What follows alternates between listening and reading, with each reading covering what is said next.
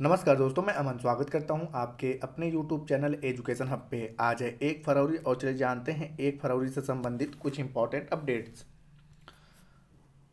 आगे बढ़ने से पहले जानते हैं आज के दिवस के बारे में। तो आज है 1 फरवरी और आज के दिन मनाया जा रहा है भारतीय तटरक्षक की वर्षगांठ दिवस। जानते हैं भारतीय तटरक्षक बल की स्थापना जो है 1 फरवरी 1977 को की गई थी, जिसमें भारतीय जल क्षेत्र में निगरानी के लिए केवल 7 जहाज़ों का बेड़ा था जिस समय इसकी स्थापना हुई थी। भारतीय तटरक्षक बल का औपचारिक उद्घाटन तत्कालीन प्रधानमंत्री मोरारजी देसाई के द्वारा 19 अगस्त साल 1978 में किया गया था। भारत के समुद्री सशस्त्र बल के इस साल यानी कि साल 2024 में 48वां स्थापना दिवस मनाया जा रहा है। वर्तमान समय की अगर बात करें तो वर्तमान समय भारतीय तटरक्षक बल के जो महानिदेशक हैं वह राकेश पाल हैं और ये 25वें क्रम के महानिदेशक हैं। और बात करते हैं कि भारतीय तटरक्षक बल के मुख्यालय की, तो भारतीय तटरक्षक बल का मुख्यालय नई दिल्ली में है और इसका आदर्श वाक्य है वयम रक्षामः। अब बढ़ते हैं आज के अपडेट्स की तरफ। आज का पहला विषय है समली योजना किस राज्य में शुरू की गई। ऑप्शन है ओडिशा, कर्नाटक, आंध्र प्रदेश या तेलंगाना। तो सही ऑप्शन होता है ए ओडिशा। एक्सप्लेन में जानते हैं। तो ओडिशा के मुख्यमंत्री नवीन पटनायक ने संबलपुर में समलेश्वरी मंदिर के लिए समली योजना शुरू की। मंदिर परिषद को आध्यात्मिक और सांस्कृतिक केंद्र में बदलने का लक्ष्य है। आगंतुक अनुभव को बढ़ावा और स्थानीय अर्थव्यवस्था को बढ़ावा देने पर ध्यान दें। इसमें अधिग्रहण और पुनर्वास प्रयास, बुनियाद ढांचे का विकास शामिल है।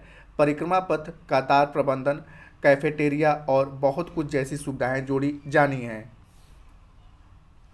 अगला विषय समुद्री शैवाल की खेती को बढ़ावा देने पर पहला राष्ट्रीय सम्मेलन किस राज्य में हुआ।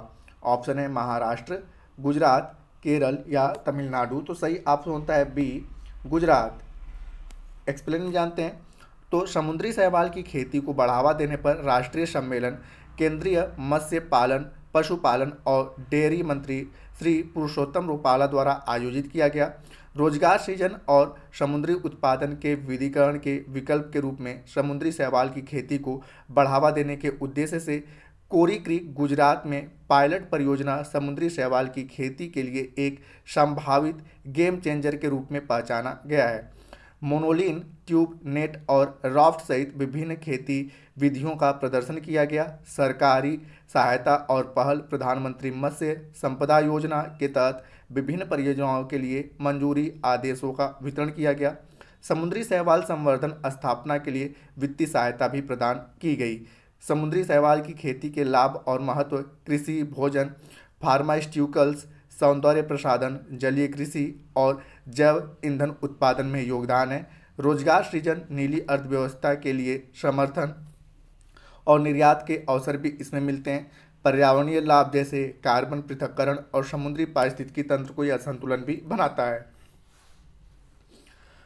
अगला विषय, हाल ही में किस राज्य सरकार के द्वारा मुफ्त बिजली योजना गृह ज्योति शुरू की जाएगी। ऑप्शन है आंध्र प्रदेश, तमिलनाडु, तेलंगाना या केरल। तो यहाँ पर सही ऑप्शन होता है सी तेलंगाना। एक्सप्लेन में जानते हैं।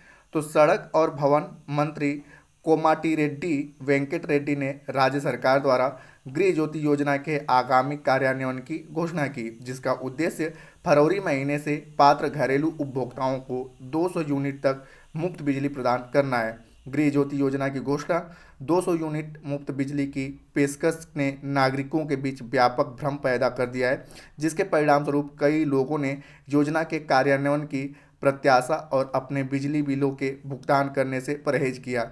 इस भ्रम को दूर करने के लिए तेलंगाना सरकार ने स्पष्ट किया कि केवल वही व्यक्ति जिन्होंने दिसंबर 2023 और जनवरी 2024 के अपने बिजली बिलों को मंजूरी दे दी है, वे गृह ज्योति योजना से लाभ उठाने के पात्र हैं। इस अवधि के दौरान कोई भी बकाया आवेदक योजना के लाभों का लाभ उठाने के लिए अयोग्य होगा। अगला विषय, किस राज्य सरकार ने हरित हाइड्रोजन और नवीनकरणीय ऊर्जा विकास के लिए समझौता ज्ञापन पर हस्ताक्षर किए हैं। ऑप्शन है उत्तर प्रदेश, महाराष्ट्र, छत्तीसगढ़ या झारखंड। तो सही ऑप्शन होता है बी महाराष्ट्र। एक्सप्लेन में जानते हैं। तो एनटीपीसी ग्रीन एनर्जी लिमिटेड ने 1 मिलियन टन प्रति वर्ष क्षमता तक ग्रीन हाइड्रोजन और डेरिवेटिव के विकास के लिए महाराष्ट्र सरकार के साथ एक समझौता ज्ञापन पर हस्ताक्षर किए हैं। समझौता ज्ञापन का उद्देश्य ग्रीन हाइड्रोजन और इसके डेरिवेटिव जैसे ग्रीन अमोनिया और ग्रीन मेथनॉल को विकसित करना है, जिसकी क्षमता प्रतिवर्ष 1 मिलियन टन तक है। समझौते में राज्य की ऊर्जा भंडार क्षमताओं को बढ़ावा के लिए कुल 2 गीगावाट की पंप स्टोरेज परियोजनाओं की शामिल योजना भी है। भंडार के साथ या उसके बिना अक्षय ऊर्जा परियोजनाओं का विकास महाराष्ट्र के हरित ऊर्जा लक्ष्यों के साथ संरेखित करते हुए 5 गीगावाट तक लक्षित किया गया है। समझौता ज्ञापन लगभग 80,000 करोड़ रुपए के महत्वपूर्ण निवेश का संकेत देता है, जो सतत विकास के लिए राज्यों की प्रतिबद्धता को दर्शाता है।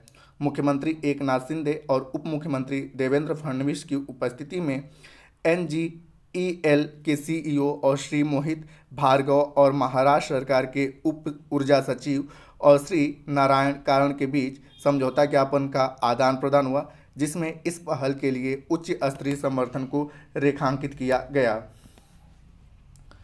आज का अंतिम विषय, भारतीय अक्षय ऊर्जा विकास एजेंसी ने हाल ही में किस पत्रिका का अनावरण किया? ऑप्शन है सक्षम, पहल, नारी शक्ति या हरित ऊर्जा। तो सही ऑप्शन होता है बी, पहल। एक्सप्लेन में जानते हैं तो नवीन और नवीकरणीय ऊर्जा मंत्रालय के तहत भारत सरकार की एक उद्यम भारतीय अक्षय ऊर्जा विकास एजेंसी यानी कि इरीडा ने 25 जनवरी 2024 को अपने सतर्कता विभाग की गृह पत्रिका पहल का अनावरण किया।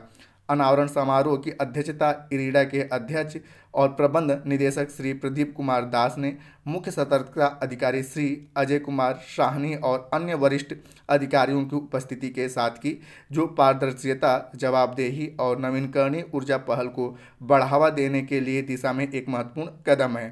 पहल जागरूकता को बढ़ावा देने और नवीकरणीय ऊर्जा विकास को बढ़ावा देने के लिए एक व्यवहारिक मंच के रूप में कार्य करता है।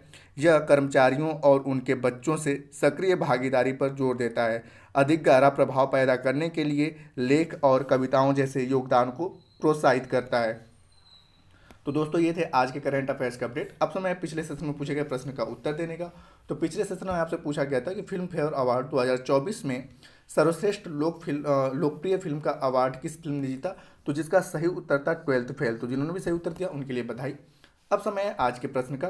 तो आज का प्रश्न है, समुद्री शैवाल की खेती को बढ़ावा देने पर पहला राष्ट्रीय सम्मेलन किस राज्य में हुआ? ऑप्शन है महाराष्ट्र, गुजरात, केरल या तमिलनाडु। तो आप इसका आंसर हमें कमेंट बॉक्स में दे सकते हैं। आपके कमेंट का हमें इंतजार रहेगा। तो दोस्तों, वीडियो पसंद आए तो वीडियो को लाइक करें, कमेंट करें तथा अपने दोस्तों के साथ शेयर करें, और चैनल पर नए हैं तो चैनल को सब्सक्राइब अवश्य करें। तथा इस PDF को प्राप्त करने के लिए आप हमारे टेलीग्राम से जुड़ सकते हैं, जिसका लिंक वीडियो के डिस्क्रिप्शन में दिया हुआ है। तो वीडियो के अंत तक बने रहने के लिए धन्यवाद। मिलते हैं जल्दी नेक्स्ट वीडियो में।